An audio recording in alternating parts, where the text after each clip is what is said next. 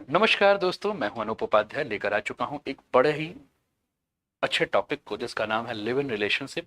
क्या कहता है भारतीय कानून और यूसीसी में इसका जिक्र क्यों किया गया। लिव इन रिलेशनशिप क्या है और इसके बारे में और क्या क्या आपको जानना चाहिए, इस सभी चीजों पर मैं चर्चा करूंगा। चैनल पर पहली बार है तो चैनल को सब्सक्राइब करके बेल आइकन दबा दीजिएगा, कॉपी पेन अपने साथ रख लीजिएगा, क्योंकि ये टॉपिक इंडियन पॉलिटी में इंडियन कॉन्स्टिट्यूशन के फंडामेंटल राइट्स आर्टिकल 21 से भी संबंधित है और साथ में इंडियन सोसाइटी यानी कि भारतीय समाज से संबंधित है, जहां हम विवाह के बारे में बात करते हैं। विवाह भारत में हिंदू धर्म में 16 संस्कार में से एक संस्कार। समान नागरिक संहिता यानी कि यूसीसी लागू करने वाला उत्तराखंड पहला राज्य बन चुका है। अनुसूचित जनजातियों को अगर हम वहां छोड़ दें तो उत्तराखंड में विवाह, तलाक, विरासत और लिव इन रिलेशनशिप को लेकर एक समान कानून बनाया गया है और इस चीज पे ध्यान दिया गया है कि आपकी जाति और धर्म क्या है ये मायने नहीं रखता है। और भारत में ऐसा पहली बार हुआ है कि लिव इन रिलेशनशिप को लेकर कोई कानून किसी राज्य के द्वारा बनाया गया। इसके पहले कोर्ट ने लिव इन रिलेशनशिप को लेकर कई बार टिप्पणियां की हैं कि सरकार को इस पर सोचना चाहिए, लेकिन उत्तराखंड में जब यूसीसी लाया गया, ये कानून बनाया गया, तो लिव इन रिलेशनशिप में रहने वाले कपल्स के लिए अब ये जरूरी हो चुका है कि अगर उन्हें लिव इन रिलेशनशिप में रहना है तो रजिस्ट्रेशन कराना होगा, नहीं तो उनको जेल जाना होगा। इसलिए आज के टॉपिक पे जो हम डिस्कस करेंगे वो हम जानेंगे कि यूसीसी में लिव इन रिलेशनशिप को लेकर क्या क्या नियम, कानून और प्रावधान है। आज हम आपके साथ ये भी चर्चा करेंगे कि भारत का कानून लिव इन रिलेशनशिप को लेकर क्या कहता है। आज हम आपसे ये भी बात करेंगे कि लिव इन रिलेशनशिप में पार्टनर्स को क्या क्या अधिकार जो है वो मिले। चलिए आगे बढ़ते हैं और इसको समझते हैं। आप अपने स्क्रीन पर ये तस्वीर देख रहे हैं, समान नागरिक संहिता, यूनिफॉर्म सिविल कोड, और ये आपको उत्तराखंड के मुख्यमंत्री नजर आ रहे हैं जो कि समान नागरिक संहिता की प्रति को लेकर खड़े हैं, यानी कि लॉन्चिंग है। यूसीसी से लिव इन रिलेशनशिप वाले को लेकर क्या क्या बदलाव है उस पर हम बात करें। यानी कि उत्तराखंड सरकार ने यूसीसी में लिव इन रिलेशनशिप को जब जोड़ा है तो इससे क्या क्या बदलाव आएगा, इस पर हमें चर्चा करना है।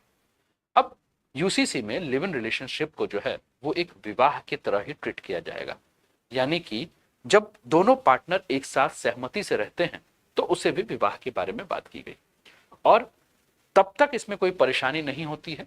पिछले कुछ समय में हमने देखा है कि लिव इन से रिलेशन में रहने वाले पार्टनर्स पे, खासकर महिलाओं ने जो है वो पुरुषों के ऊपर जो है वो रेप के झूठे केस लगाते हैं। कुछ केस ऐसे भी थे जिसमें रिलेशनशिप में रहते हुए बच्चा हुआ तो बच्चे का गार्जियन कौन होगा, इसको लेकर भी कई बार जो है वो मामला फंस गया। यानी कि बच्चा जो है वो अपने पेरेंट्स की प्रॉपर्टी पे हकदार होगा या नहीं होगा, या बच्चा लावारिस होगा, बच्चे की वैधता क्या है, ये भी कई सारे प्रश्न जो हैं वो हमारे सामने, हमारे न्यायपालिका के सामने देखने को मिले। साथ में ये भी बात हुआ कि अभी तक ये तय नहीं है कि महिला अगर अपना जीवन यापन करने में असमर्थ है तो लिव इन रिलेशनशिप में उसका खर्चा या लिव इन रिलेशनशिप के बाद उसका खर्चा उठाएगा कौन। और इससे महिलाओं को डोमेस्टिक वायलेंस के खिलाफ जो है, या डोमेस्टिक वायलेंस का जो है कई सारा सामना भी करना पड़ रहा था। इसी सारी चीज को लेकर हम बात कर रहे हैं। तो लिव इन रिलेशनशिप का अर्थ यही होता है कि जब एक पुरुष और एक महिला एक साथ आपसी सहमति में रहती हैं और वो अब रजिस्ट्रेशन कराएंगी, और रजिस्ट्रेशन के लिए उसे क्या करना होगा कि रजिस्ट्रेशन ऑफिस में, रजिस्ट्रार ऑफिस में जाकर जो है एक एप्लीकेशन देना जरूरी।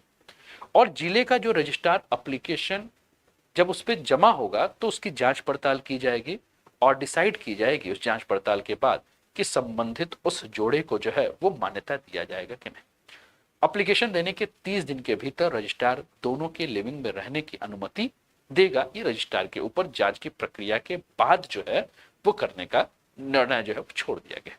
और रजिस्ट्रार के पास ये भी अधिकार है कि अगर उसको ऐसा लगता है कि लिव इन रिलेशनशिप में रहने वाला जो पार्टनर है वो जो कंडीशंस हैं, जो शर्तें हैं उसको पूरा नहीं कर रहा है, तो उस रिलेशनशिप को जो है वो कैंसिल भी कर सकता है। शर्तें क्या है? शर्तें इसमें यह है कि हिंदू मैरिज एक्ट के अंदर कुछ ऐसे रिश्ते हैं जिनमें शादी की मान्यता नहीं दी जा सकती, उसे लिव इन रिलेशनशिप में भी मान्यता नहीं दी जाएगी। शर्तें ये भी हैं कि मुस्लिम पर्सनल लॉ बोर्ड के अंदर कुछ निषेध डिग्री हैं जिसमें शादी नहीं हो सकती, उन्हें भी लिव इन रिलेशनशिप में मान्यता नहीं दी जाएगी। अगर एक पार्टनर पूरी तरह से अपने स्टेटस के बारे में जानकारी भी नहीं देता है एप्लीकेशन में, तो भी उसको मान्यता नहीं दी जाएगी। पार्टनर एक दूसरे से किसी भी तरह से गलत इंफॉर्मेशन शेयर करता है तो उसको भी मान्यता नहीं दी जाएगी। लिव इन रिलेशनशिप में रहने वाले कपल्स कोई भी नाबालिग नहीं हो सकते हैं, यानी कि 18 साल से ऊपर उम्र होना चाहिए, और अगर नहीं है तो रजिस्ट्रेशन नहीं किया जाएगा। यानी कि दोनों की उम्र अगर हम बात करें वर्तमान समय में तो 21 साल से ऊपर जो है वो रहना होगा, और 21 साल से अगर कम है तो उनके पेरेंट्स को जो है इसकी सूचना दी जाएगी। अब प्रश्न है कि भारत में लिव इन रिलेशनशिप को लेकर क्या कानून है। तो दोस्तों, भारत में लिव इन रिलेशनशिप को लेकर अभी तक कोई ठोस कानून नहीं है। भारत में कोई कानून जो है वो बनाया नहीं गया है। लेकिन 2010 की बात करें, और भी देखिए आपके स्क्रीन पर ये जो है वो इमेज नजर आ रहा है, उत्तराखंड में समान नागरिक संहिता, बिना रजिस्ट्रेशन लिव इन रिलेशन, अब होगी जेल। ठीक है, आगे चलते हैं। लिव इन रिलेशनशिप को लेकर क्या कहता है यूसीसी। तो जो अभी हमने चर्चा किया कि दोनों पार्टनर्स को जिले के रजिस्ट्रार के सामने डिक्लेयर करना होगा, रिलेशनशिप को खत्म करते समय इसकी जानकारी भी देनी होगी। लिव इन रिलेशनशिप में पैदा हुए बच्चों को सभी अधिकार मिलेंगे। 21 साल से कम उम्र होने पर रजिस्ट्रेशन के लिए माता पिता से सहमति लेना आवश्यक है। बिना सूचना के 1 महीने से ज्यादा रिलेशनशिप में रहने पर 3 महीने की जेल या 10,000 जुर्माना होगा। लिव इन रिलेशनशिप टूटने पर महिला अदालत जाकर गुजारा भत्ता की भी जो है वो मांग कर सकती है। चलिए और भी आगे बढ़ते हैं। शादीशुदा व्यक्ति लिव इन रिलेशनशिप में नहीं रह सकता है। सुप्रीम कोर्ट ने कहा है कि लिव इन रिलेशनशिप अपराध नहीं है।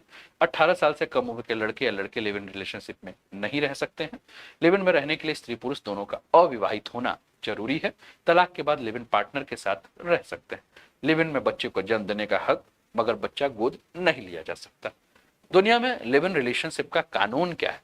तो आदम और हवा को पहला लिव इन कपल माना जाता था। 19वीं सदी में इस रिश्ते को कोहैबिटेशन कहा जाता था। कोहैबिटेशन लैटिन शब्द है, इसका मतलब है साथ रहना। 1990 में उत्तरी यूरोप के देशों में इसका चलन तेजी से बढ़ा।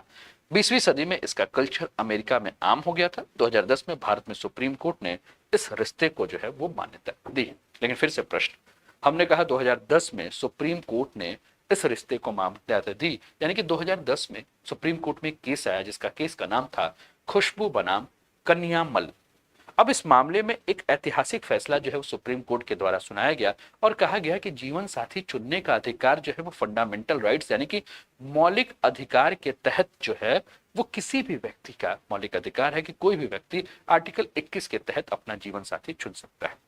तो एडल्ट अगर अपने सहमति से लिव इन में रहना चाहता है तो उन्हें लिव इन में रहने की अनुमति है, और इस प्रकार के संबंध को किसी भी प्रकार से अवैध घोषित नहीं कहा। तो क्या भारत में लिव इन अवैध है? तो भारत में लिव इन रिलेशनशिप गैर कानूनी नहीं है। जोड़ा किसी भी लिंग का हो सकता है, लेकिन उसकी उम्र जो है वो 18 साल से ऊपर होनी चाहिए और बिना किसी दबाव के वो आपसी सहमति से साथ में रहे। लिव इन रिलेशनशिप में रहने वाले जोड़े के जीवन में माता पिता सहित कोई भी हस्तक्षेप नहीं कर सकता है, और भारत के संविधान 1950 के अनुच्छेद 21 के तहत लिव इन रिलेशनशिप में जीवन का अधिकार जो है वो मौलिक अधिकार है, जो कि शांति और बिना किसी परेशानी के रह सकते हैं। ठीक है ना। अब लिव इन रिलेशनशिप में कपल्स को क्या क्या अधिकार मिले हैं, आइए इस पर भी हम बात करते हैं। तो लिव इन रिलेशन रिश्ते में अधिकार मिलते हैं और कौन से नहीं है। जो अधिकार मिले हैं वो है साथ रहने का अधिकार है, साथ में घर बसा सकते हैं, रिश्ता घरेलू हिंसा कानून के अंतर्गत आता है, बच्चे को कानूनी मान्यता है, साथ रहने की पूरी आजादी है। जो अधिकार नहीं मिले हैं वो कौन कौन से हैं?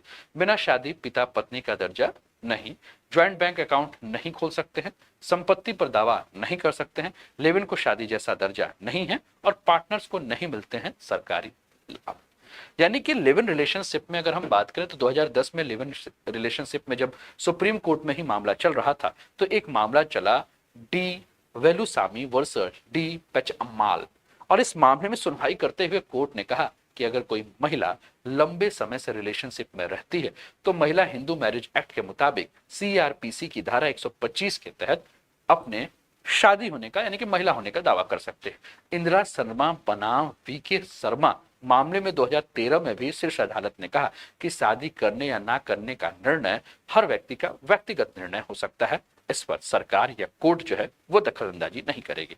अगर बहुत लंबे समय से लिव इन पार्टनर में कोई रह रहा है तो वो हस्बैंड वाइफ की तरह जो है वो ट्रीट कर सकता है या ट्रीट किया जाना चाहिए। साथ में लिव इन रिलेशनशिप में रहना कोई अपराध या कोई पाप नहीं।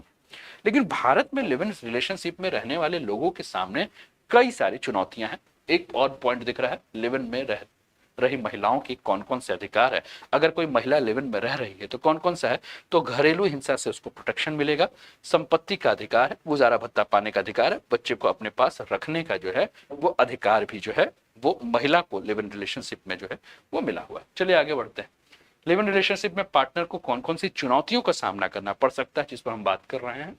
तो एक तो है सामाजिक भेदभाव, कानूनी सुरक्षा का अभाव, घरेलू हिंसा और उत्पीड़न, पारिवारिक दबाव और सामाजिक सुरक्षा का अभाव, जिस पर अभी हम लोग ने बात किया था। ठीक है, तो भारतीय कानून के तहत ऐसे रिश्ते को मान्यता ना मिलने की वजह से भारत में जो भी लिव इन रिलेशनशिप के जोड़े हैं उन्हें सामाजिक और कानूनी दोनों तरह की चुनौतियों का जो है वो सामना करना पड़ता है। सामाजिक भेदभाव का जो भी कपल शिकार होता है भारतीय समाज में, क्योंकि हमारा समाज लिव इन रिलेशनशिप को जो है या ऐसे पार्टनर्स को जो है वो स्वीकार नहीं करता है। पार्टनर्स को कई बार फैमिली, दोस्त या सामाजिक भेदभाव का जो है वो सामना करना होता है ना। दूसरा, कानूनी सुरक्षा का अभाव हमारे में देखने को मिलता है।